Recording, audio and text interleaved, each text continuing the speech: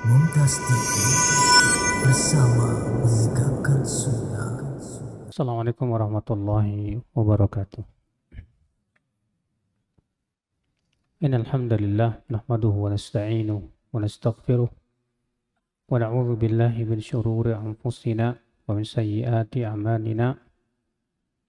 Man yahdihillahu fala mudilla lahu wa man yudlil fala hadiya lahu. Wa asyhadu an la ilaha illallah wahdahu la syarika lahu wa asyhadu anna Muhammadan abduhu wa rasuluh, amma ba'd. Saudaraku seiman, rahimani wa rahimakumullah jami'an. Kita lanjutkan kajian Mujmal Usul Aqidah Ahlussunnah wal Jamaah. Masih di poin yang pertama dari bab yang ketiga, di mana kita sudah membahas tentang tauhid rububiyah dan kaidah-kaidahnya sebagian, kemudian juga tauhid uluhiyah dan juga sebagian kaidah-kaidahnya. Adapun sekarang kita akan membahas yaitu tauhid asma was sifat, yang hakikatnya adalah mengimani bahwa Allah memiliki nama-nama dan sifat-sifat yang sangat agung dan sempurna. Namun di sana ada kaidah-kaidah yang harus kita pahami berhubungan dengan tauhidul asma'i was sifat ini. Apa itu? Yang pertama, yaitu kaidah di dalam menetapkan nama dan sifat Allah. Yajibu itsbatu ma atsbatahu Allah fi kitabih wa ma atsbatahu Rasulullah sallallahu alaihi wasallam fi sunnatih min asma'illahi wa sifatih min ghairi tamtsirin wala takyifin wa min ghairi ta'thirin ya wala takyifin.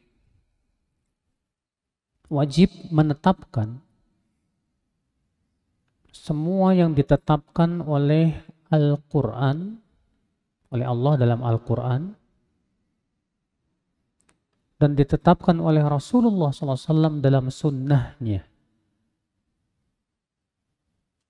dari nama-nama dan sifat-sifat Allah. Jadi dalam menetapkan nama dan sifat Allah itu harus sesuai dengan yang ditetapkan oleh Allah dan Rasulnya, bukan ditetapkan oleh akal. Karena akal, akhi, tidak akan mampu untuk menjangkau tentang Allah. Allah maha gaib. Sedangkan untuk memikirkan sesuatu yang gaib, itu membutuhkan wahyu, akhi. Coba saja ya, kalau kita memikirkan surga dan neraka, kita tidak bisa. Kenapa? Gaib. Siapa di antara antum yang bisa memikirkan tentang malaikat? Bagaimana bentuk sayapnya? Bagaimana bentuk tubuhnya? Ada? Kalau itu malaikat yang itu merupakan makhluk-makhluk Allah Subhanahu wa Ta'ala, bagaimana kita akan menetapkan nama dan sifat Allah dengan akal? Tidak mungkin. Berarti di dalam menetapkan nama dan sifat Allah harus menunggu dalil. Harus ada dalilnya. Maka semua yang Allah tetapkan untuk dirinya dan yang ditetapkan oleh Rasulnya wajib kita tetapkan. Ikhwatal Islam, saudaraku seiman.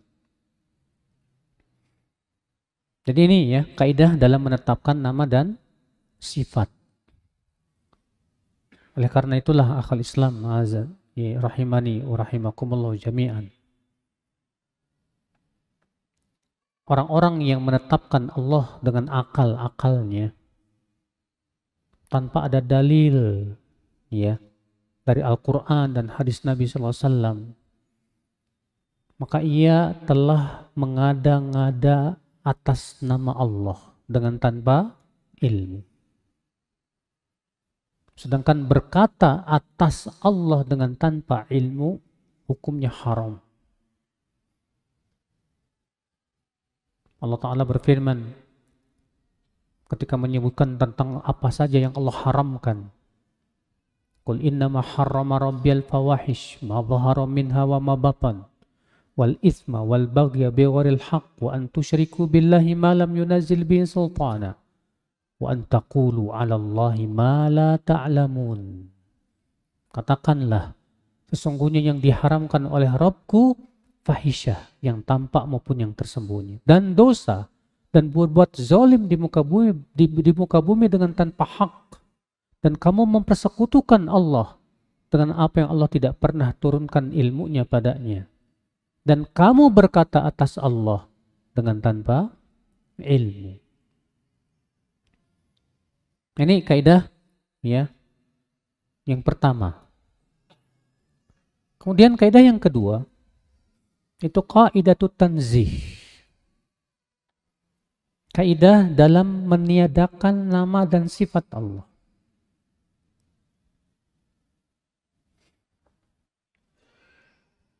Apa itu? Itu yajibu nafyu ma nafahu Allahu an nafsih fi kitabih wa ma nafahu Rasul sallallahu alaihi wasallam fi sunnatih min sifatin naqs walakin min ghairi tahrifin wala ta'til. Wajib meniadakan semua sifat, ya, semua perkara yang ditiadakan oleh Allah dari dirinya dalam Al-Quran dan ditiadakan oleh Rasulullah SAW dalam sunnahnya, berupa sifat-sifat yang kurang,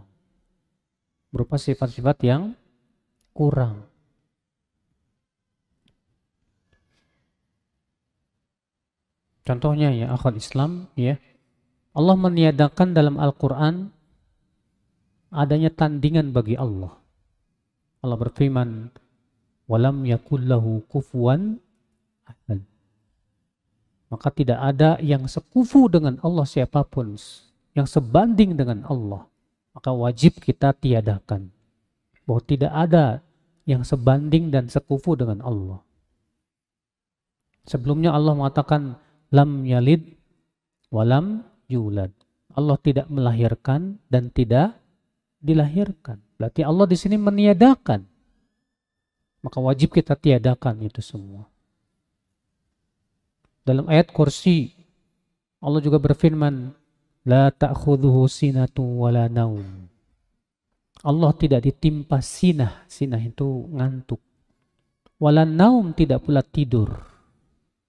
Jadi wajib kita imani Bapak sekalian bahwa Allah tidak ngantuk, tidak apa? Tidur. Iya. Maka ini kaidah yang harus kita pahami. Semua yang ditetapkan oleh Allah wajib kita tetapkan. Semua yang ditiadakan oleh Allah wajib kita tiadakan. Adapun yang tidak ditetapkan dan tidak ditiadakan, bagaimana sikap kita, Pak? Kata Syekh Utsaimin rahimahullah, sikap kita adalah diam. Sikap kita adalah apa? Diam. Kenapa? Karena tidak ada dalil yang menetapkan, tapi juga tidak ada dalil yang apa? Meniadakan. Iya. Kemudian kaidah selanjutnya ya akhal Islam. Dalam menetapkan sifat Allah, wajib menjauhi 4 perkara atau 5. Apa itu? Yang pertama, tamtsil. Apa itu tamtsil? Itu menyerupakan Allah dengan makhluknya. Menyerupakan Allah dengan apa? Makhluknya. Contohnya menyerupakan apa, Pak? Contoh misalnya, Allah berfirman, bal yadahu mabsuutatan yunfiqu kaifa yasha. Justru dua tangan Allah terbuka. Kemudian ada orang berkata, tangan Allah sama dengan tangan makhluk. Haram. Iya. Maka semua sifat-sifat Allah tidak mungkin sama dengan makhluknya. Allah berfirman, laisa kamitslihi syai'. Allah tidak serupa dengan apapun juga. Maka tetapkan sifat bagi Allah tanpa menyerupakan Allah dengan apa? Makhluk. Ini yang harus dijauhi yang pertama ini. Apa tadi namanya? Tamtsil. Tamtsil itu artinya menyerupakan sifat Allah dengan sifat apa? Makhluk. Yang kedua yang harus dijauhi apa? Ta'til. Apa itu ta'til? Yaitu menolak sifat-sifat Allah dengan klaim tidak sesuai dengan akal atau tidak masuk di akal. Menolak sifat-sifat Allah dengan klaim tidak masuk di akal. Contoh misalnya, banyak sekali Pak, orang yang menolak sifat Allah bahwa Allah beristiwa di atas arasy. Dengan klaim katanya nggak masuk di akal. Alasannya apa? Kalau Allah beristiwa di atas arasy berarti Allah butuh tempat. Kalau Allah berada di atas arasy berarti Allah berbentuk jisim, jasad. Dan ini kata mereka tidak boleh bagi Allah. Maka kita katakan, ya akhi, Allah tidak serupa dengan makhluknya. Allah berfirman, laisa kamitsli syai'un wa huwas sami'ul basir. Allah tidak serupa dengan apapun dan Allah Maha mendengar lagi Maha melihat. Pertama, Allah meniadakan bahwa Allah tidak serupa dengan apapun. Yang kedua, Allah menetapkan bahwa Allah Maha mendengar lagi Maha melihat. Artinya apa? Melihatnya Allah tidak sama dengan melihatnya makhluk. Mendengarnya Allah tidak sama dengan mendengarnya makhluk. Demikian pula semua sifat yang lain. Istiwanya Allah di atas arasy pun ya tidak serupa dengan istiwanya apa? Makhluk. Jika orang mu'attil mengatakan ini mustahil, tak mungkin. Sebab kalau Allah beristiwa di atas arasy, konsekuensinya Allah butuh tempat. Kita katakan kepada dia, mampukah Allah beristiwa di atas arasy tanpa butuh tempat? Jika dia katakan tidak mampu, berarti dia mengatakan Allah lemah. Jika dia mengatakan mampu, ya sudah, imani cukup. Tidak ada yang mustahil bagi Allah Subhanahu wa ta'ala. Allahu ala kulli syai'in qadir. Allah Maha berkuasa atas segala sesuatu. Mudah bagi Allah Subhanahu wa ta'ala. Imani saja.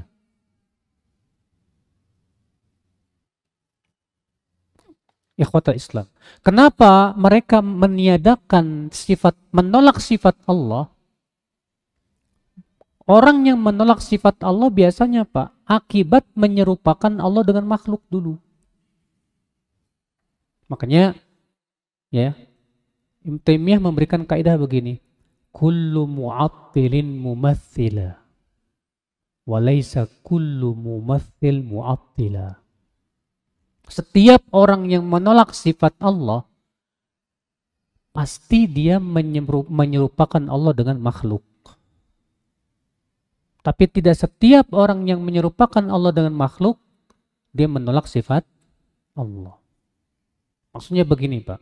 Kenapa ada orang yang menolak sifat Allah? Misalnya, nggak mungkin Allah punya tangan.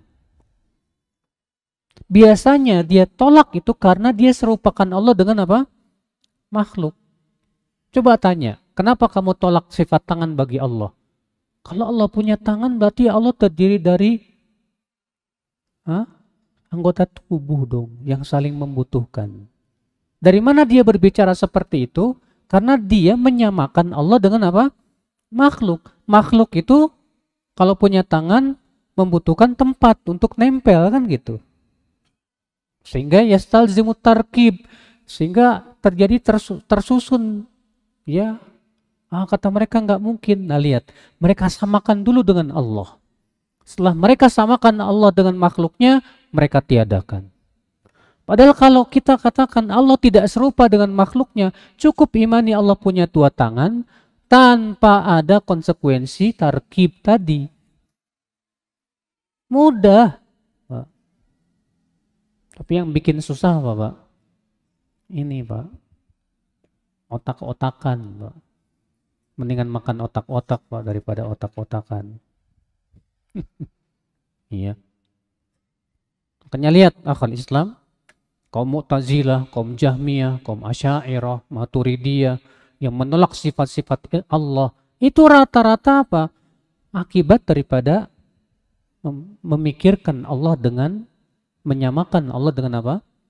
Makhluk. Na'udzubillah. Nasallallahu salamata wal afiyah. Yang ketiga yang harus dihindari dalam menetapkan sifat Allah.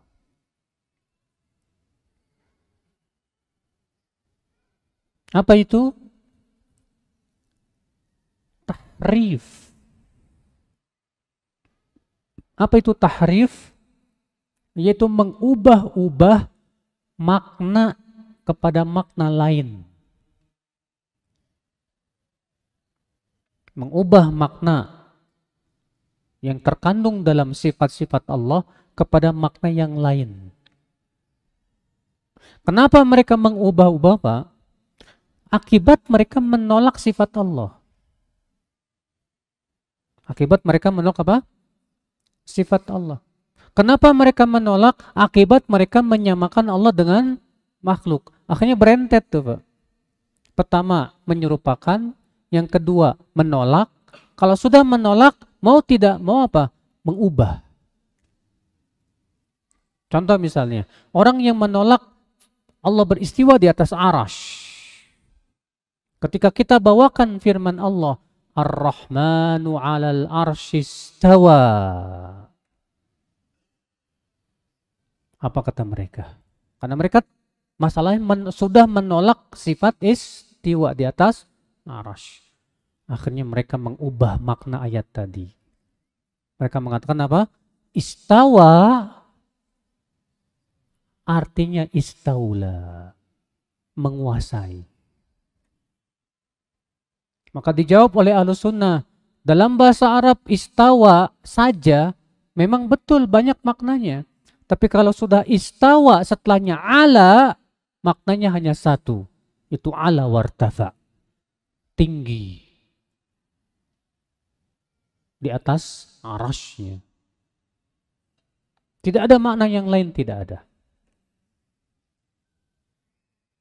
Nah, kenapa tadi sudah kita sebutkan? Kenapa mereka mengubah makna ayat? Karena akibat mereka menolak.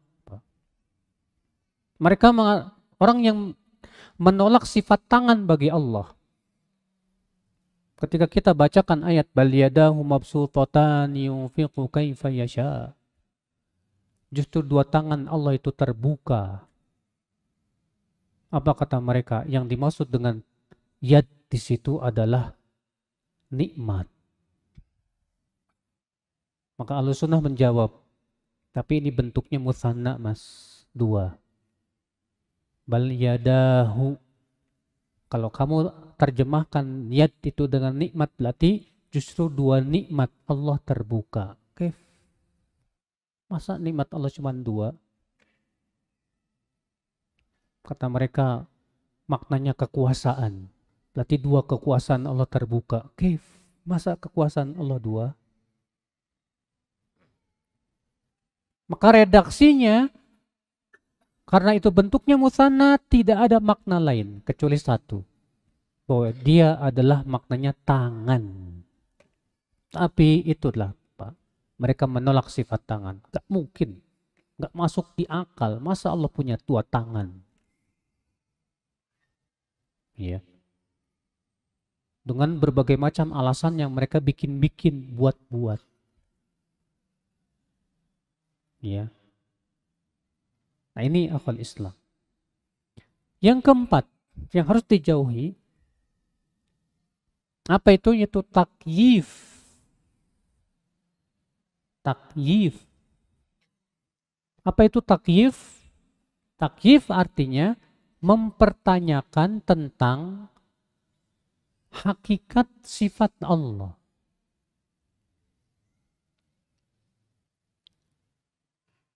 Mempertanyakan tentang hakikat sifat Allah. Ini tidak boleh. Imam Malik pernah ditanya, ya, kaifa stawa? Bagaimana tata cara istiwanya Allah di atas arsy? Lihat, Imam Malik ditanya, bagaimana cara Allah beristiwa di atas arsy? Maka Imam Malik berkata, al-istiwa'u ma'lum. Makna istiwa sudah diketahui secara bahasa Arab. Wal kaifu majhul. Adapun tata caranya tidak tahu. Bagaimana? Kita tidak tahu. Wal imanu bihi wajib. Mengimaninya wajib. Was-su'alu anhu bid'ah. Dan mempertanyakan tata caranya termasuk bid'ah. Ya. Maka kita tidak boleh bertanya. Misalnya antum dengar ayat bal yadahu mabsuutatan, justru dua tangan Allah terbuka. Lalu antum nanya, tangan Allah bentuknya kayak gimana ya? Iya. Kita katakan ya akhi, tidak boleh. Loh, emang kenapa? Karena Allah berfirman, la yus'alu amma yaf'alu wa hum yus'alun. Allah tidak boleh ditanya tentang apa yang Allah lakukan. Dan juga Allah tidak pernah memberitahu hal itu kepada Rasulullah sallallahu alaihi wasallam. Sebutkan dalam hadis, Rasulullah sallallahu alaihi wasallam bersabda di atas mimbar. Ya. Apa kata Rasulullah SAW?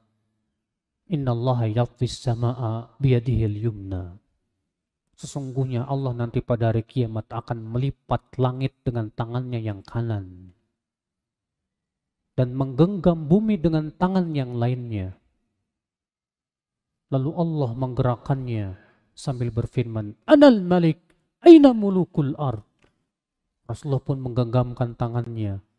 Ya, saking kerasnya sampai mimbar itu, kata para sahabat, guncang sampai mereka khawatir Rasulullah jatuh. Lihat, di situ Rasulullah SAW menetapkan Allah punya dua tangan, tidak Pak? Tidak ada satupun sahabat bertanya, ya Rasulullah, tangannya Allah kayak gimana sih? Bentuknya seperti apa? Tidak bisa dan tidak boleh ditanya, tidak mungkin. Cukup imani saja Pak. Ya. Nah ini akal Islam, saudaraku seiman. Ketika kita mendengar hadis Allah turun ke langit dunia pada sepertiga malam terakhir. Ini banyak nih pertanyaan secara akal.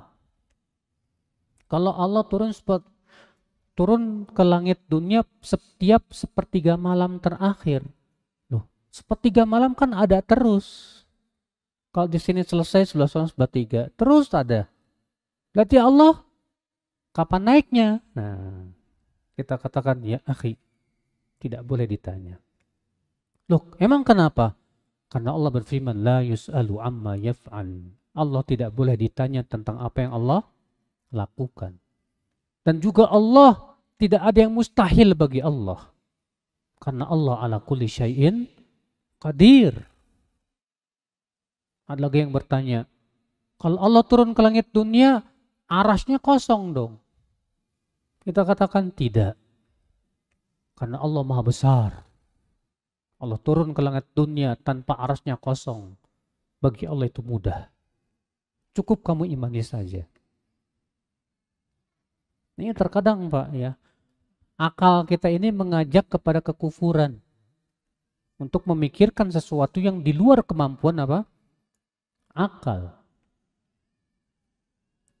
Padahal sebagaimana sudah saya sebutkan tadi, memikirkan malaikat aja nggak bisa.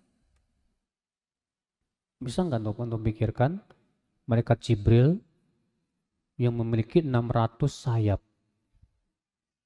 Jarak sayap dengan sayap satunya itu sejauh langit dan bumi. Sejauh tahun timur dan barat. Bisa antum pikirkan bentuk sayapnya kayak gimana? Apakah kayak sayap burung atau sayap apa? Papatong, papatong teh. Capung. Ya. Enggak tahu, hanya Allah yang Maha tahu. Kalau itu malaikat makhluk itu saja nggak bisa kita pikirin. Gimana memikirkan Allah Rabbul Alamin? Sulitnya akal Islam. Kemudian yang kelima yang tidak boleh dilakukan apa-apa, yaitu tafwid. Apa itu tafwid? Menyerahkan ayat-ayat sifat dan hadis-hadis sifat kepada Allah dengan mengatakan bahwa tidak ada yang mengetahui maknanya kecuali Allah. Jadi ketika dibawakan Allah, firman Allah, Ar-Rahmanu 'alal 'arsy istawa. Kata mereka apa? Kita tidak tahu maknanya apa. Dan mereka mengira apa? Bahwa inilah madhab salaf. Ini salah besar. Karena tafwid itu ada dua macam. Tafwid makna dan tafwid kaifiyah, tata cara. Tafwid makna artinya meyakini bahwa maknanya tidak ada yang mengetahui kecuali Allah. Tafwid kaifiyah artinya meyakini bahwa tidak ada yang mengetahui caranya kecuali Allah. Bedakan antara dua itu. Kalau yang pertama meyakini tidak ada yang mengetahui maknanya kecuali Allah, maka ini bukan madhab salaf, bukan keyakinan salaf. Keyakinan salaf bahwa setiap ayat-ayat sifat dan hadis-hadis sifat sudah diketahui maknanya secara bahasa Arab. Makanya Imam Malik berkata apa? Al-istiwa'u ma'lum. Makna istiwa itu sudah diketahui. Wal kaifu majhul. Yang tidak diketahui itu apa? Tata caranya. Makanya kalau ditanya tata caranya, kita katakan wallahu a'lam. Hanya Allah yang Maha tahu. Kalau ditanya tentang maknanya, na'am, maknanya Allah beristiwa di atas arash. Sudah diketahui secara bahasa Arab. Nah, madhab mufawwidah ini Pak, akibat daripada tadi Pak, mereka pun sebetulnya tidak beriman kepada sifat-sifat Allah. Tapi mereka tidak melakukan tahrif. Tahu nggak tahrif? Tahrif apa tadi? Tahrif. Mengubah-ubah makna. Tidak melakukan tahrif. Tapi mereka mengatakan apa? Meniadakan makna. Artinya kita tidak ketahui maknanya. Dan madhab keyakinan mufawwidah ini lebih buruk, Pak. Lebih buruk daripada keyakinan apa? Mu'attilah. Iya. Saudaraku seiman. Kenapa lebih buruk? Karena mereka sama saja menuduh Allah dan Rasulnya tidak fasih dan tidak mampu menjelaskan kepada umat ini dengan sefasih-fasihnya. Karena konsekuensi fasih itu apa, Pak? Konsekuensi fasih itu artinya mudah dipahami. Rasulullah SAW berbicara kepada para sahabat dengan apa yang mereka pahami, ya tidak? Kemudian tiba-tiba ketika Rasulullah menyampaikan tentang sifat Allah, kata mereka apa? Para sahabat tidak paham maknanya. Mungkinkah Rasulullah menyampaikan sesuatu yang tidak dipahami? Dan Allah pun tidak menyampaikan sesuatu yang tidak dipahami? Gak mungkin, Pak. Karena Al-Quran itu tibyanan likulli syai', penjelas segala sesuatu. Ikhwatul Islam, saudaraku seiman. Kaidah selanjutnya.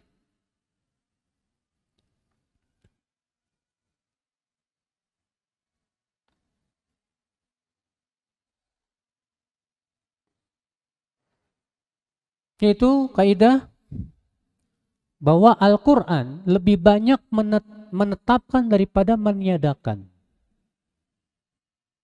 Al-Quran lebih banyak menetapkan sifat daripada meniadakan. Coba antum baca Al-Quran, Pak. Antum akan lebih dapat mendapatkan dalam Al-Quran, Allah lebih banyak menetapkan sifat daripada apa? Meniadakan. Kalau meniadakan paling dalam ayat-ayat yang terhitung saja. Seperti yang sudah kita sebutkan tadi. Lam yalid, walam yulad, walam yakullahu kufuwan ahad. Juga la ta'khuduhu sinatu wala naum. Ya. Dan ayat, hanya beberapa ayat saja. Tapi kalau menetapkan sifat banyak sekali ayatnya, Pak. Wa makaru wa makarallah wallahu khairul makirin. Bal yadahu mabsutatan yunfiqu kaifa yasha. Dalam surat An-Nisa, di akhir setiap ayat Allah menyebutkan nama yang pasti setiap nama mengandung sifat. Wa kana Allahu sami'an alima. Wa kana Allahu azizan ya hakima. Dan yang lainnya, itu semua pasti mengandung sifat. Kenapa menetapkan lebih banyak daripada meniadakan, Pak? Karena meniadakan itu hakikatnya bukanlah pujian. Karena meniadakan itu hakikatnya bukanlah apa? Pujian. Ya. Berbeda dengan menetapkan. Coba kalau antum dibilang sama teman antum, kamu itu orangnya gak jelek. Apakah gak jelek artinya ganteng? Hah? Belum tentu juga. Yang namanya meniadakan belum tentu apa? Memuji. Kamu tuh orangnya gak males loh, Mas. Itu pujian bukan? Bukan. Itu hanya sebatas meniadakan bahwa kamu tidak malas, tapi belum tentu rajin juga. Beda dengan kita katakan kamu tuh orangnya ganteng, rajin, pinter. Jelas itu pujian. Kamu tuh orangnya nggak bodoh loh, Mas. Pujian bukan, Pak? Bukan pujian. Nggak bodoh itu belum tentu apa? Pinter. Makanya kenapa Allah lebih banyak menetapkan daripada meniadakan? Karena meniadakan itu hakikatnya bukan pujian. Ya. Kaidah selanjutnya, Pak, bahwa peniadaan yang Allah sebutkan dalam Al-Quran karena mengandung penetapan dan pujian. Peniadaan yang Allah tetapkan dalam sebutkan dalam Al-Quran karena mengandung apa? Ya, pujian. Contoh misalnya, lam yalid wa lam yulad. Allah tidak melahirkan dan tidak dilahirkan. Ini peniadaan, tapi mengandung makna apa, Pak? Pujian. Pujian maksudnya apa? Artinya Allah tidak butuh anak. Allah tidak pernah melahirkan karena Allah tidak pernah butuh anak. Itu menunjukkan kepada makna apa, Pak? Qayyumiyahnya Allah. Iya. Dan goninya Allah. Di mana Allah kaya, tidak butuh siapapun. Walam yulad, dan Allah tidak dilahirkan. Menunjukkan apa, Pak? Bahwa tidak ada yang menciptakan Allah subhanahu wa ta'ala. Dan Allah tidak punya ibu dan bapa. Itu menunjukkan kepada apa, Pak? ahadiyahnya Allah subhanahu wa ta'ala. Bahwa Allah Khalik, satu-satunya pencipta, di mana Allah tidak mungkin diciptakan. Walam yakul lahu kufuwan ahad. Di sini Allah kembali meniadakan, tapi maknanya pujian. Dan tidak ada yang sebanding dengan Allah siapapun juga. Berarti maknanya apa? Bahwa Allah satu-satunya zat yang paling sempurna, yang paling segalanya. Tidak ada siapapun yang bisa menandingi Allah subhanahu wa ta'ala. Nah ini akal Islam. La ta'khuduhu sinatu wala naum. Allah tidak ditimpa tidur, tidak ditimpa ngantuk, tidak pula tidur. Menunjukkan kepada apa, Pak? Kepada kesempurnaan hidup Allah. Allah Maha Hidup. Dan hidup Allah tidak ditimpa ngantuk, tidak pula tidur. Beda dengan hidupnya apa? Makhluk. Makhluk hidup, tapi dia ngantuk, dia tidur. Kenapa?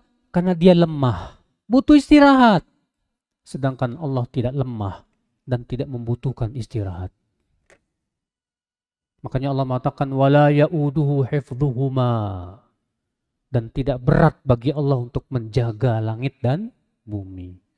Tidak memberatkan sama sekali. Kecil bagi Allah. Untuk menunjukkan apa? Pujian akan kesempurnaan hidup Allah dan kesempurnaan kekuatan Allah subhanahu wa ta'ala. Makanya akhi, ya, kalau antum dapatkan ada peniadaan dalam Al-Quran, karena pasti mengandung apa? Pujian. Namun dalam Al-Quran sudah kita sebutkan tadi, menetapkan lebih banyak daripada apa? Meniadakan. Karena alasannya tadi sudah kita sebutkan. Karena meniadakan saja bukanlah apa? Pujian. Paham gak mas? Paham insya Allah? Ada yang belum paham? Cung. Insya Allah paham semua ya. Kaidah selanjutnya akhul Islam, saudaraku sekalian. Itu asma'ullahi wa sifatu tauqifiyah la majala lil aqli fiha. Nama dan sifat Allah itu bersifat tauqifiyah. Apa sih tauqifiyah itu, Pak? Tadi sudah kita sebutkan, Pak. Tauqifiyah itu artinya menunggu dalil. Tidak boleh menetapkan nama bagi Allah kecuali kalau ada dalilnya. Dan tidak boleh menetapkan sifat untuk Allah kecuali kalau ada dalilnya. Dan ini bukan urusan akal. Bukan urusan apa? Akal. Akal tidak berhak mengatur Allah. Ya Allah, engkau wajib punya sifat 20. Engkau mustahil punya sifat ini. Engkau boleh punya sifat segini. Nih, hamba kurang ajar, mas. Kok ngatur-ngatur Allah? Kan kita suka tahu, dulu sering belajar itu, Pak. Sifat wajib bagi Allah ada 20. Wujud kidam bako mukhalafatul lil hawadithi. Sifat wajib bagi Allah. Yang ngewajibin siapa ya, mas? Ya. Ini yang ngewajibin siapa? Allah apa makhluk? Kok pada diam? Sifat wajib bagi Allah ada 20. Yang mewajibkan ini siapa? Kalau dikatakan Allah yang mewajibkan, mana dalilnya? Kalau dikatakan makhluk, kok makhluk yang mewajibin Allah? Yang berhak mewajibkan tuh Allah, Pak. Ini wajib. Dalilnya mana? Ini kok makhluk yang mewajibkan sama Allah? Ya Allah, engkau wajib punya sifat 20. Ente siapa? Sampai berani mewajibkan bagi Allah subhanahu wa ta'ala, ya akhi. Oh ini yang sesuai dengan akal. Akal Anda harusnya ikut wahyu. Akal Anda punya keterbatasan. Ya tidak? Oh ya, baik. Alhamdulillah, kita lanjutkan insyaallah setelah Isya. Wabillahi taufik. Nah.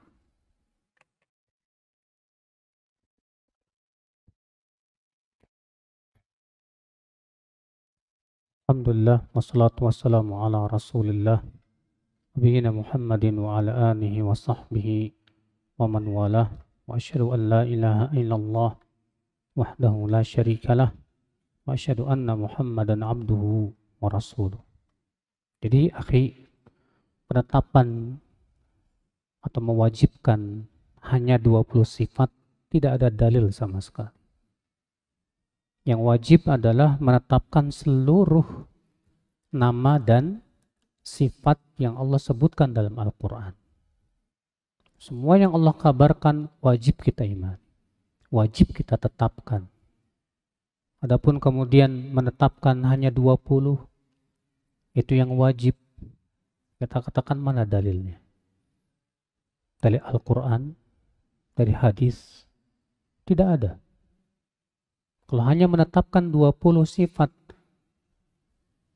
berarti berapa banyak sifat-sifat Allah yang kita tidak wajibkan.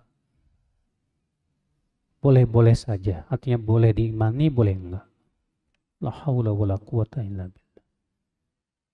Berapa banyak sifat-sifat? Iya. Antum kalau baca 20 sifat itu, Pak, yang wajib itu, tidak ada di situ sifat ridho. Tidak ada sifat apa? Ridho.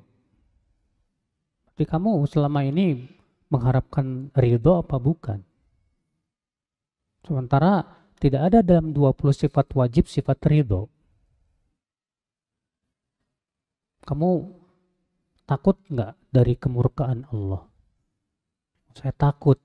Nggak ada sifat murka itu dalam 20 sifat. Bahkan mereka kaum Asy'ariyah termasuk yang menolak sifat murka. Mereka mengatakan Allah tidak mungkin apa? Murka. Kenapa katanya? Karena tidak sesuai dengan akal. Padahal ayat-ayat Al-Quran dan hadis-hadis Nabi banyak sekali menunjukkan kepada sifat murkanya Allah Subhanahu wa Ta'ala. Nah, ini saudaraku sekalian. Baik, kaidah selanjutnya sebelum kita buka tanya jawabnya, yaitu al-ishtirak fil asma' was sifat la yastalzimu tamathula musammayat wal mausufat. Sama dalam nama dan sifat tidak mengharuskan sama secara hakikat. Sama dalam nama dan sifat tidak mengharuskan sama dalam hakikat.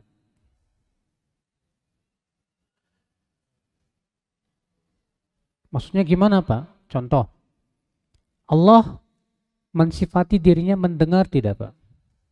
Baik. Manusia mendengar tidak? Apakah mendengarnya Allah dengan mendengarnya manusia sama hanya karena sama-sama kata mendengar? Tentu tidak. Jangan jauh-jauh, Pak. Antar makhluk saja namanya sama tapi hakikatnya berbeda. Contoh, di dalam surga ada nggak buah-buahan, Pak? Ada. Iya. Sebutkan dalam beberapa dalil surga itu ada apa? Ada anggur. Sekarang saya mau tanya, anggur di surga sama anggur di dunia sama nggak? Hah? Anggur di surga dengan anggur di dunia sama tidak? Tidak. Ibnu Abbas ketika menafsirkan firman Allah, wa utu bihi mutasyabiha, mereka diberikan sesuatu yang serupa. Kata Ibnu Abbas, serupa secara nama, tapi hakikatnya jauh berbeda.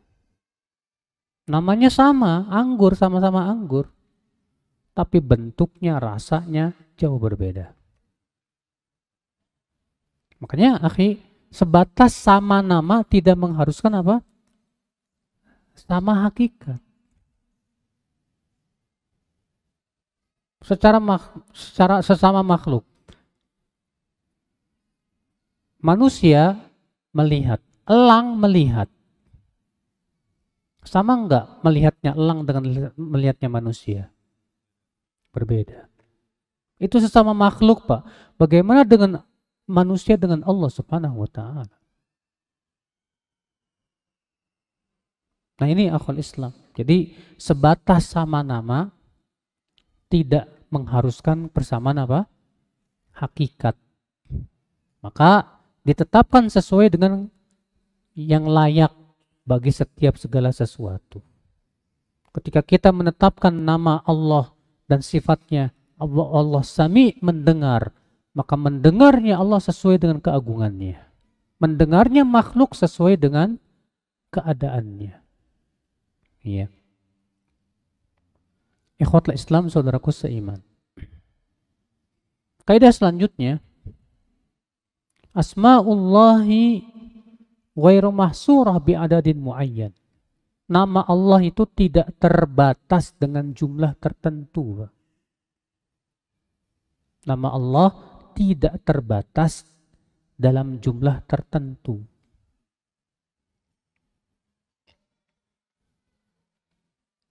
Mana dalilnya? Ya, dalilnya kata para ulama yaitu sabda Rasulullah SAW, As'aluka bikulli ismin huwa laka sammaita bi nafsak au anzaltahu fi kitabik au 'allamtahu ahadan min khalqik au ista'sarta bihi fi ilmil ghaibi indak. Ya Allah, aku meminta kepadamu dengan melalui seluruh nama yang engkau namai dirimu dengannya, atau nama yang engkau turunkan dalam kitabmu, atau nama yang engkau ajarkan kepada salah seorang dari hamba-Mu, atau nama yang engkau sembunyikan dalam ilmu gaib di sisimu. Berarti ada nama yang Allah sembunyikan, tidak Pak? Ada. Yang Allah tidak ajarkan, ada. Berapa jumlahnya? Hanya Allah yang maha tahu. Berarti itu menunjukkan nama Allah tidak terbilang apa? Jumlahnya. Lalu bagaimana dengan hadis Inna lillahi tis'a wa tis'ina isman? Allah memiliki 99 nama. Para ulama mengatakan ini bukan pembatasan. Mana yang menunjukkan bahwa itu bukan pembatasan? Yaitu sabda Nabi setelahnya, Man ahsaha dakhalal jannah. Siapa yang mengihsoknya maka masuk ke dalam surga. Berarti yang diperintahkan untuk mengihsoknya hanya 99. Tidak artinya Allah hanya memiliki 99. Sama dengan perkataan seseorang, saya punya 99 dirham. Siapa yang menemukannya saya kasih hadiah. Bukan berarti saya punya 99 dirham saja. Tapi itu yang disuruh untuk kita apa? Mencarinya. Ikhwatul Islam, saudaraku seiman. Iya. Ini. Dan ketahuilah akhi, bab sifat lebih luas daripada bab nama. Sifat-sifat Allah lebih luas daripada apa? Nama. Tidak setiap sifat Allah bisa dijadikan nama. Tapi setiap nama Allah pasti mengandung sifat. Setiap nama Allah pasti mengandung apa? Sifat. Contoh misalnya nama Allah apa Pak? Al-Qawi, yang maha kuat. Berarti mengandung sifat apa? Kuat. Ar-Rahman, yang maha apa? Hah? Penyayang. Berarti mengandung sifat apa? Rahmah, kasih sayang. Al-Kabir, yang maha besar, pasti mengandung apa? sifat besar. Setiap nama pasti mengandung sifat. Tapi tidak setiap sifat bisa dijadikan nama. Karena para ulama mengatakan syarat dijadikan nama itu kalau sempurna dalam seluruh sisi-sisinya. Karena apa? Karena ada sifat-sifat yang Allah tetapkan hanya ditetapkan dari sisi yang sempurna saja. Adapun kalau dimutlakan menjadi tidak sempurna. Contoh misalnya, Allah berfirman, wa ghadiballahu alaihi wa la'anahu. Allah murka kepadanya dan Allah melaknatnya. Sifat Allah murka. Tapi ditetapkan sesuai dengan kesempurnaan tempatnya. Apa itu? Itu bahwa Allah murka kepada orang-orang yang memaksiatinya. Adapun kalau dijadikan nama, Allah Maha Pemurka. Jadi jelek. Maka sifat seperti ini tidak bisa dijadikan apa? Nama. Wala'anahu, dan Allah melaknat dia. Kita tetapkan laknat pada sisi yang sempurna. Adapun kemudian kita mutlakan dan jadikan nama Maha Pelaknat, tidak. Makanya tidak setiap sifat bisa jadikan apa? Nama. Tapi setiap nama pasti mengandung apa? Sifat Allah Subhanahu wa taala, akhul Islam, saudaraku seiman. Iya. Nah, ini saya kira cukup dulu sampai sini. Kita buka tanya jawab. Bagi yang ingin bertanya dipersilahkan. Naam.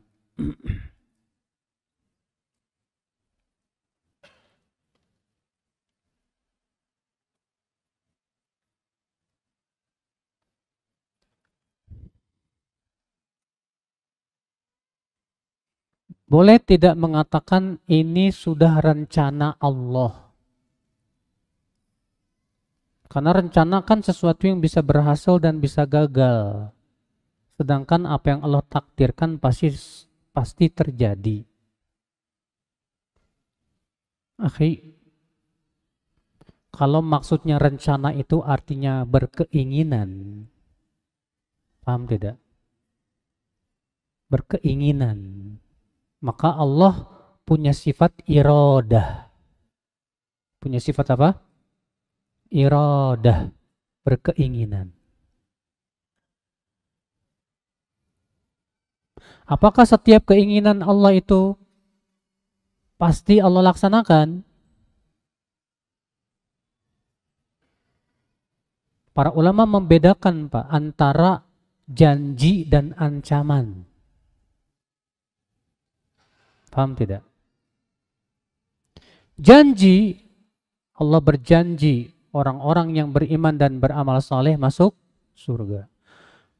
Adapun janji pasti Allah laksanakan. Adapun ancaman belum tentu Allah lakukan. Ancaman itu dengan api neraka. Ada orang yang diancam masuk neraka, tapi ternyata Allah tidak masukkan ke neraka. Kenapa? Karena Allah ternyata memaafkan dia dan memasukkan dia ke dalam surga. Bedakan antara janji dan ancaman. Kalau janji pasti Allah tepati. Adapun ancaman terkadang Allah tidak melakukannya sebagai kasih sayang Allah kepada si hamba tersebut. Pahami baik-baik. Nah, sekarang rencana, apa yang maksud dengan makna kata rencana? Kalau rencana maksudnya artinya kehendak dan keinginan. Allah berkeinginan, maka apa yang Allah inginkan terjadi pasti terjadi. Dan apa yang Allah inginkan tidak terjadi, tidak mungkin terjadi. Pahami itu baik-baik, Pak.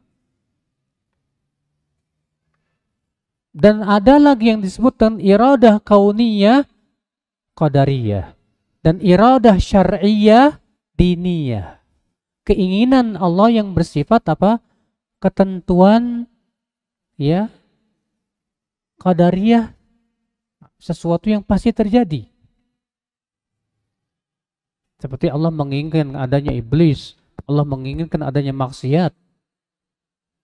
Namun keinginan seperti ini kata para ulama tidak berhubungan dengan cinta dan ridhonya Allah. Dan yang kedua, iradah diniyah syar'iyah. Itu Allah ingin ditaati.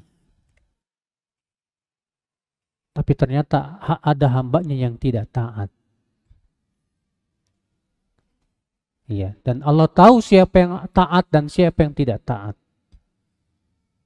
Paham tidak, Pak? Jadi beda antara iradah keinginan yang sifatnya apa? Kauniyah, qadariyah. Ini pasti terjadi. Dengan iradah apa? Diniyah, syar'iyah. Yaitu Allah ingin ditaati. Allah menurunkan perintahnya. Allah menurunkan apa? Larangannya. Dan Allah cinta kepada orang-orang yang taat. Tapi ternyata di antara hamba ada yang tidak taat. Walaupun semua tidak lepas dari ketentuan Allah. Pahami itu baik-baik, akhi. Jadi apa makna kata rencana ini? Ya. Boleh nggak kita memutlakan kata rencana bagi Allah? Allahu a'lam, lebih baik jangan. Karena ini tidak ada dalilnya. Iya. Yang kedua, dari mana Anda tahu itu rencana Allah? Yang lebih baik kita katakan itu sudah takdir Allah. Iya.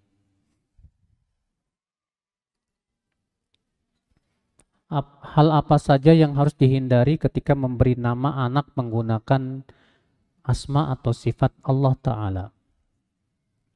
Ketahuilah, akhi, apabila kita hendak menamai anak kita yang berhubungan dengan nama Allah, yang lebih baik adalah kita tambahkan Abdun, Abdullah, Abdurrahman, Abdul Aziz, Abdul Rauf, dan yang lainnya. Walaupun nama-nama Allah itu, Pak, ada yang hanya untuk Allah, dan Allah tidak pernah menyifati makhluk itu dengan nama tersebut. Seperti Allah, Rabb, Rahman, Al-Khaliq, Al-Bari, Ar-Razzaq.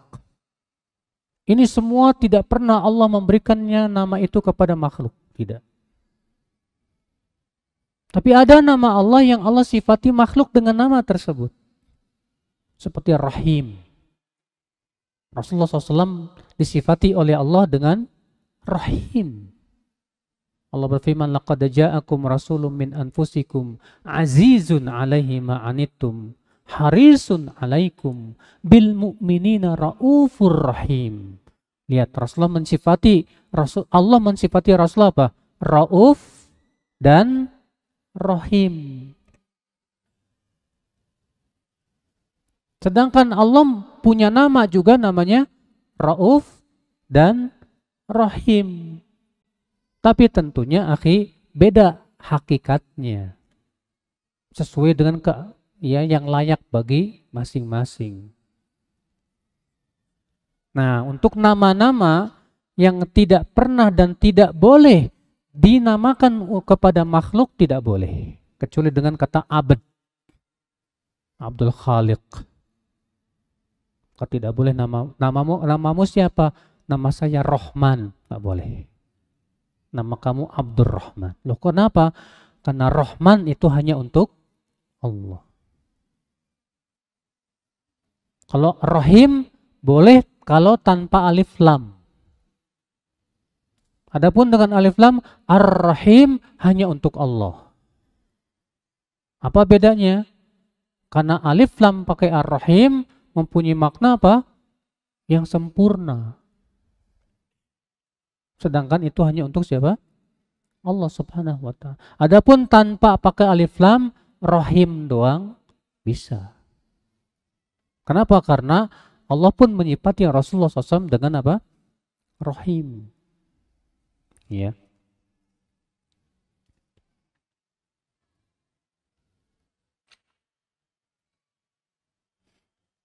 Ada seorang kiai mengatakan bahwa iblis diciptakan oleh Allah itu dari energi.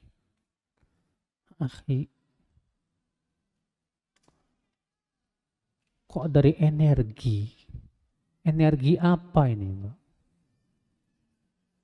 Orang dalam Al-Quran Allah tegas mengatakan khalaqtani min nari wa khalaqtahu min tin. Ya Allah, engkau ciptakan aku dari api. Pengakuan iblis. Dan engkau ciptakan dia dari apa? Tin, tanah liat. Ya. Boleh enggak itu kata api diubah jadi energi? Enggak boleh. Ya. Wajib kita imani yang namanya nar dalam bahasa Arab itu artinya apa? Api.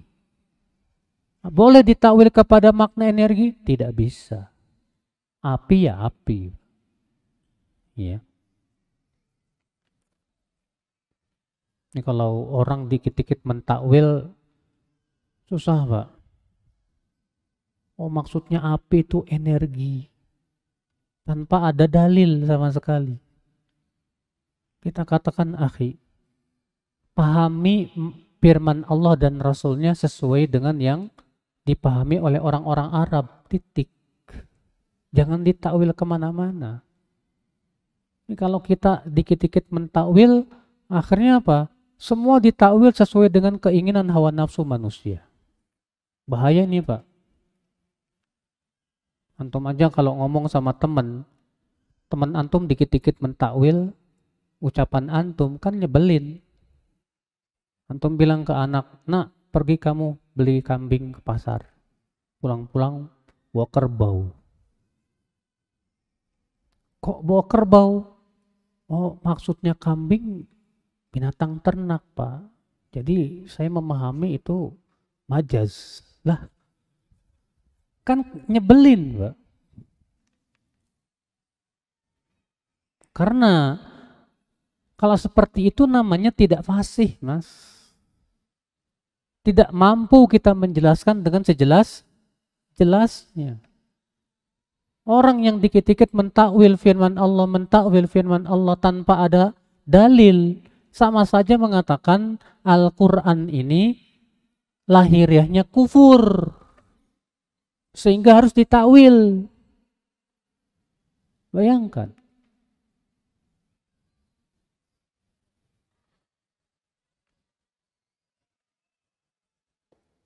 Bagaimana sikap Anda terhadap ajaran bahwa sifat Allah yang wajib hanya 20? Ini sudah kita katakan ini tidak ada dalilnya.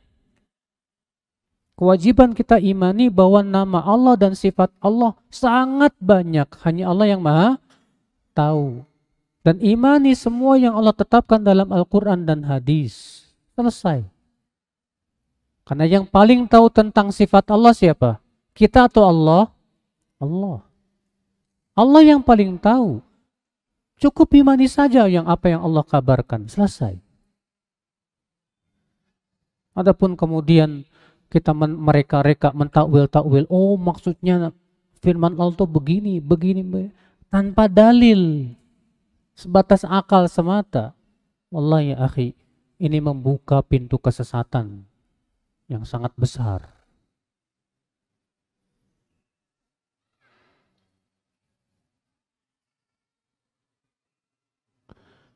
Dulu Ustadz pernah menerangkan bahwa sifat 20 itu batil. Akhi, batilnya dari sisi pembatasannya. Paham tidak? Membatasi sifat Allah hanya 20. Kenapa? Karena sifat Allah sangat banyak. Adapun membatasi hanya 20 ini yang batil, Mas. Lalu bagaimana dengan sifat wajib bagi Rasul? Sidik, amanah, tablik, fatonah, ya, atau cerdas. Kita katakan memang. Kalau sidik ada dalilnya? Ada. Amanah? Ada. Rasulullah SAW tidak boleh khianat. Ya. Allah Subhanahu wa taala sudah menyifati Rasulullah SAW sebagai mubaligh, dan mubaligh yang disampaikan tidak boleh menyembunyikan. Ya. Demikian pula Fatonah cerdas.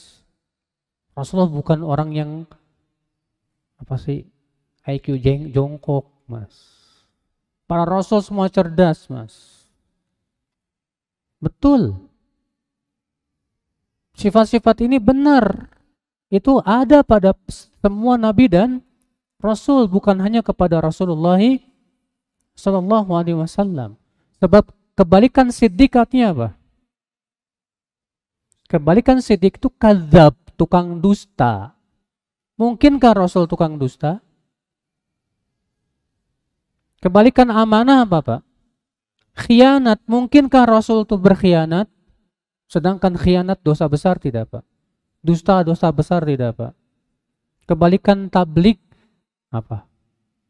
Menyembunyikan. Mungkinkah Rasulullah menyembunyikan? Tidak mungkin Rasulullah menyembunyikan. Ya. Fatonah cerdas juga sudah kita sebutkan tadi, akhwal Islam, saudaraku seiman. Jadi ini sifat-sifat seperti ini bisa dikatakan apa? Mana dalilnya? Dalilnya dari istiqra.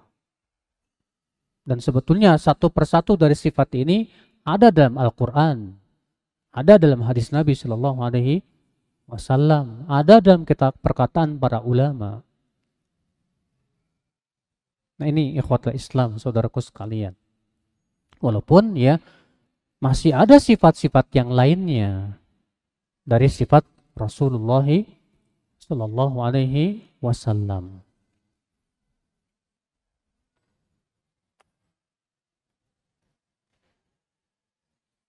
Bolehkah mengajarkan anak-anak kecil Asmaul Husna dengan menyanyikannya, Ustadz, agar mudah diingat? Ya, sebatas disenandungkan dengan tujuan untuk dihafal, mudah-mudahan nggak masalah. Iya, supaya mudah mengingatnya dan menghafalnya.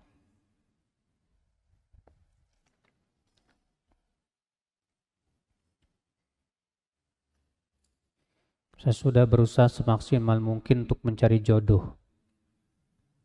Tetapi ternyata Allah belum mengizinkan saya untuk bertemu. Apakah orang, khususnya akhwat yang belum menikah atau menemukan jodohnya di dunia, bisa bertemu dengan jodohnya di surga? Di surga nggak ada jomblo, Mas. Semua orang yang masuk surga sudah disediakan pasangan.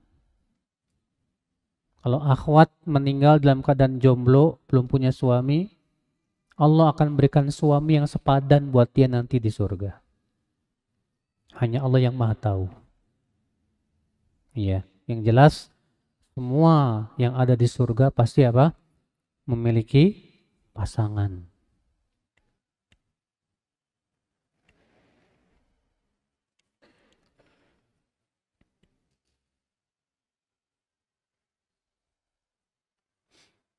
Bagaimana menurut Islam tentang anak indigo? Karena anak indigo bisa melihat masa lalu, bahkan masa yang akan datang. Dan dia bisa mengajak bicara batin seseorang, meskipun seseorang itu sedang tidur. Pertama, akhi, tidak ada yang mengetahui yang gaib kecuali siapa? Allah. Allah tegas dalam Al-Quran mengatakan demikian. Wa indahu mafatihul ghaibi la ya'lamuha illahu. Di sisi Allah lah kunci-kunci ilmu gaib. Tidak ada yang mengetahuinya kecuali Dia saja. Lalu bagaimana kalau ada anak yang sifatnya indigo seperti itu? Ya. Pertama, terkadang Allah memberikan pada sebagian orang kelebihan, Mbak. Allah berikan kepada sebagian orang kelebihan. Bukan menunjukkan bahwa dia seorang wali, bukan. Tapi untuk Allah ingin memperlihatkan kekuasaannya saja kepada manusia. Yang kedua, yang seperti ini pun juga ya harus kita pahamkan kepada si anak bahwa kewajiban kamu adalah menuntut ilmu agama, mengenal Allah Subhanahu wa taala. Adapun kalau misalnya dia tiba-tiba punya firasat dan ternyata firasat itu bisa terjadi benar, ya, ini pun bisa dialami oleh setiap orang, bahkan para ulama dahulu firasatnya kuat, Pak. Dia punya firasat akan terjadi, ternyata benar terjadi. Makanya kata Ibnu Qayyim rahimahullah, siapa yang ingin firasatnya kuat, hendaklah ia menjaga pertama makannya. Jangan sampai memasukkan yang haram. Menjaga matanya. Jangan sampai melihat yang haram. Banyak beramal soleh dan bertakwa. Siapa yang melakukan itu biasanya firasatnya kuat. Iya. Yang punya firasat. Firasat itu artinya apa? Prediksi sesuatu yang akan terjadi di masa depan. Karena melihat kepada apa? Tanda-tanda. Kata para ulama, firasat terkadang bisa menjadi apa? Karomah. Bisa menjadi apa? Karomah, betul. Ini Umar bin Khattab sedang khutbah Jumat. Tiba-tiba Umar diperlihatkan oleh Allah pasukan kaum muslimin kalah dan terdesak. Lalu Umar berkata, "Ya Sariyah al-Jabal, ya Sariyah al-Jabal, wahai pasukan naik ke gunung, naik ke gunung." Para sahabat bingung, apa maksudnya ini? Kemudian Umar ditanya, "Kamu kok tiba-tiba ngomong aneh sih tadi waktu khutbah Jumat? Apa itu? Kamu mengatakan wahai pasukan ke gunung." "Oh, aku tadi ya melihat pasukan yang aku kirim terdesak. Dan ternyata Pak, tak berapa lama kemudian pasukan itu pulang ke kota Madinah. Dan mereka menceritakan sebuah keanehan. Saat mereka terdesak, mereka mendengar suara Umar yang berkata, wahai pasukan naik ke gunung." Maka mereka pun naik ke gunung dan ternyata subhanallah Allah menangkan mereka. Ini lebih dari indigo, Mas. Iya. Luar biasa, bisa terjadi, bisa. Bagi Allah mudah tidak, Pak? Mudah.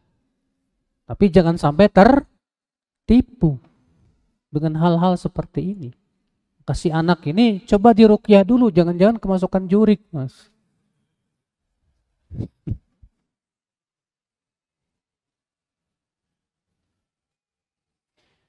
Bisa melihat setan tuh apa termasuk karomah? Kata Ibnu Qayyim, orang yang bisa melihat setan biasanya dalam tubuhnya ada setan. Berarti dia harus diruqyah. Iya.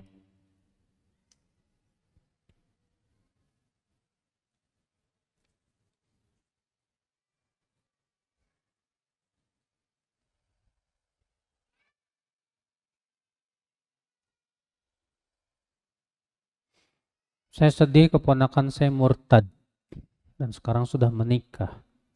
Bagaimana sikap saya terhadap keponakan saya? Kalau memang kamu bisa mendakwahi dia dan bisa menegakkan hujah-hujah, bukti-bukti akan kebenaran Islam dan bahwasanya agama yang dia yakini itu tidak benar, lakukan. Kenapa dia bisa murtad? Terkadang karena terkena syubhat pemikiran. Nah, coba syubhatnya ini kamu bersihkan, pahamkan lagi. Iya. Kalau kamu sudah berusaha sekuat tenaga ternyata tetap saja, ya sudah.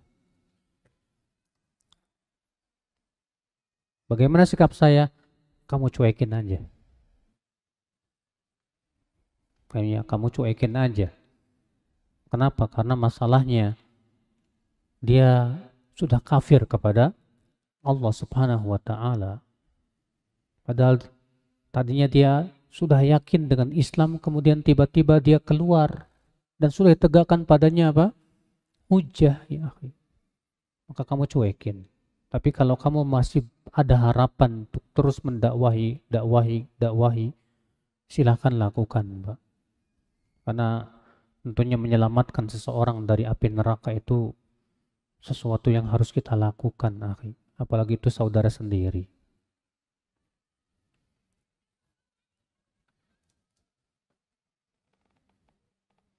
Membuang kucing dosa enggak ya Ustadz?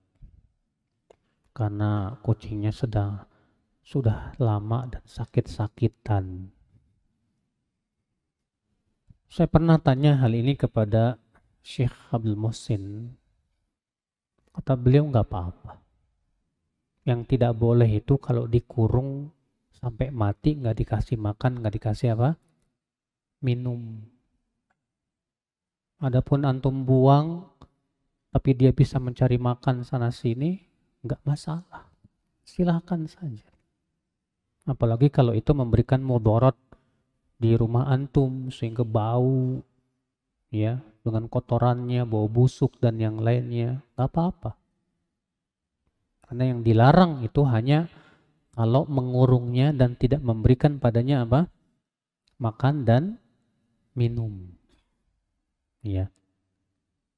Saya pernah ada kucing datang ke rumah, Pak. Ya Allah, borokan. Sakit, kayak mau mati.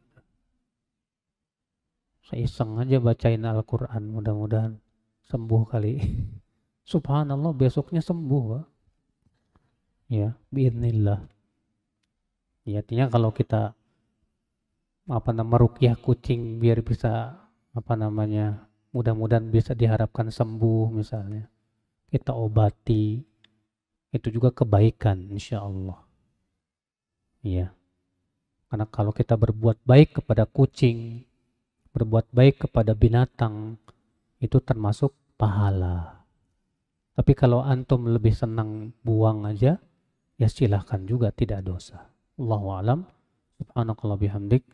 Asyhadu an la ilaha illa anta astaghfiruka wa atubu ilaik. Assalamualaikum warahmatullahi wabarakatuh.